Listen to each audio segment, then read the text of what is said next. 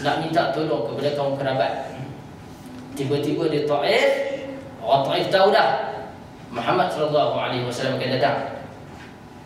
Lalu layanan dia disuruh pemuda-pemuda Taif berdiri kiri dan kanan. Lalu dilantar seorang Rasul dengan batu sampai basah kaki Rasulullah darah. Rasul naik ke atas bukit. Dia bermunajat kepada Allah Jalla wa'ala. Dia berasa tak ada dah satu dunia orang tak terima dia. Sedih sangat. Dia bermunajat kepada Allah. Akhirnya balik ke Mekah. Ke Mekah pada masa itu tuan-tuan, dan juga seperti sekarang, Mekah ni daripada dulu lagi. Nak keluar ada cek, nak masuk pun kena cek juga. Kena cek juga. Bila nak masuk, Allah Subhanahu wa taala, tuan-tuan dan puan-puan, dia nak bagi pertolongan berbagai cara, berbagai cara. Nak masuk susah, nak masuk balik ke Mekah. Dia terpaksa minta tolong Mut'im bin Ali. Mut'im bin Ali ini seorang ketua kabilah Quraisy, orang kafir. Mut'im bin Ali. Dan orang Quraisy pada zaman dulu ni, dia ada semangat. Kalau orang minta tolong kabilah dia berasa istimewa sangat. Lalu dia bagi bantuan kepada Nabi. Dia bagi bantuan, Nabi masuk dan dia bagi perlindungan. Kabilah dia kafir. Sehingga kan bila berlaku perang Badar berlaku, orang Islam menang dan ditawan beberapa orang kafir Quraisy. Nabi sebut, dia kata kalau dah Mut'im bin Ali masih hidup, kalau dia minta aku bebaskan tahanan Badar, dia bebaskan. Nabi kenang jasa dia. Dia bantu Nabi. Now, kita sebut tadi banyak peristiwa-peristiwa ni.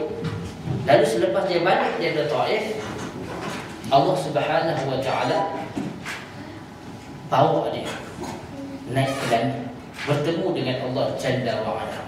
Apa maksudnya? Maksudnya ialah Ibn Katsir menyebutkan di dalam tafsirnya, walaupun seluruh manusia tak menerima dakwahmu, tapi kamu tetap Rasulullah sallallahu alaihi wasallam. Kamu tetap Rasulku. Sebagai menenangkan Nabi. Pendakwah ni dia kena macam tu. Dia kena yakin bahawa walaupun dia berdakwah, orang kata macam-macam, orang tak terima, tapi dia tahu dia tawakal kepada Allah Subhanahu wa taala. Itu yang dia nak diajar kepada Rasulullah sallallahu alaihi wasallam. Kita cerita balik tentang dialog Nabi dengan Abu Jahal bila dia nak masuk ke Mekah. Nah, itu yang seterusnya berkenaan dengan mengapa berlakunya Isra wal Mi'raj. Satu lagi, Ibnu Katsir juga menyebutkan bahawa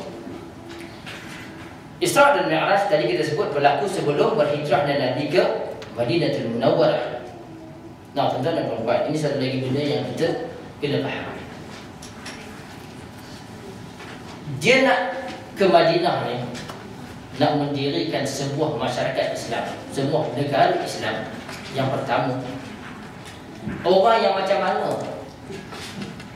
harus menjadi individu-individu yang mengisi masyarakat Islam di Madinah. Orang yang macam mana?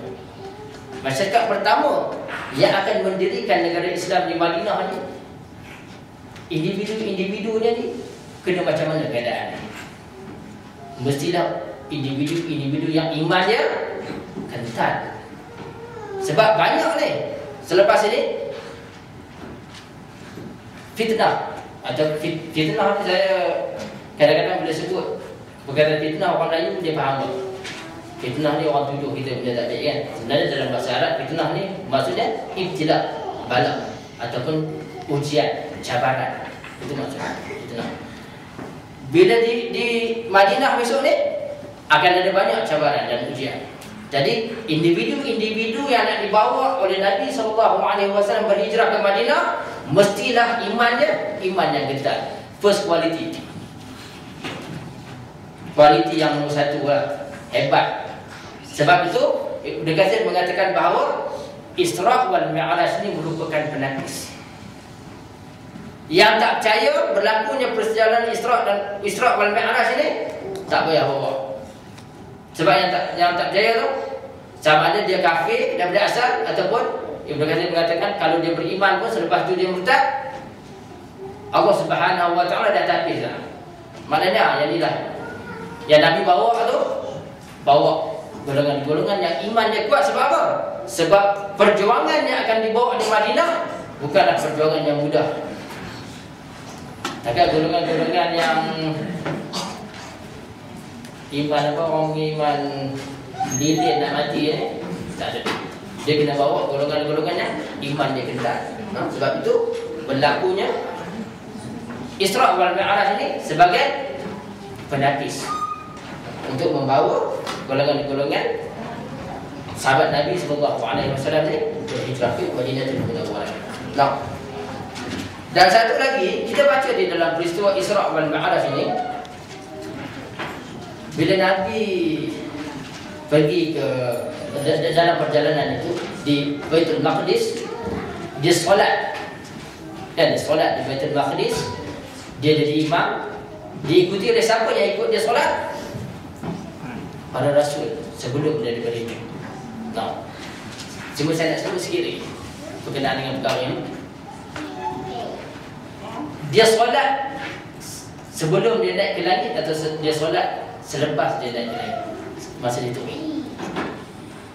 Kalau kita baca selalunya kita berpendapat sebelum dia naik kan. Tapi Ibnu Katsir, orang tu yang saya kata alim ni, orang yang alim ni, dia baca jauh daripada kita. Dia baca lebih mendalam daripada kita.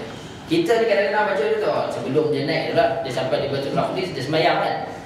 Itu pendapat kebanyakan orang. Tapi Ibnu Katsir dia mengatakan bahawa dia sembahyang selepas daripada itu, masa dia turun. Sebab Ibnu Katsir bagi dia kata sebab Nabi sebut dia jadi imam kepada semua para rasul. Dia kata sebab apa? Sebab apa dia sembahyang masa turun? Sebab apa dia pendapat dia sembahyang masa turun? Sebab masa dia naik, dia jumpa setiap Nabi tanya Jibril, siapa dia ni? Maknanya masa tu tak kenal lagi. Sebab tu dia pendapat dia sembahyang masa turun. Nampak? Seorang yang alim ni tuan-tuan. Sebab tu kita sentiasa menggesa, kita nak baca, kita nak tahu tentang Islam, ambil daripada golongan-golongan yang sebegini. Bukan ambil daripada golongan yang lebih kurang lah. No. Kita kena ambil daripada golongan-golongan yang sebegini. Maklumat dia tepat, perbincangan dia hebat. Kita tak mau ambil daripada orang yang dia lebih kurang. Sebab dia benda agama. Benda agama. Nah, itu lebih kurang, okay? Berkenaan dengan sebab apa berlakunya Isra wal Mi'raj. Nanti saya sebut sekali dulu, paling kita perincikan. Nah, salah faham. Tadi saya sebut dah satu berkenaan dengan sebab mengapa berlakunya Isra wal Mi'raj. Lepas tu tarikh dan bukan mimpi, okay? Nah, kemudian beberapa cerita palsu berkenaan dengan Isra wal Mi'raj ini. Burak. Ya. Saya biasa ke Turki tentang.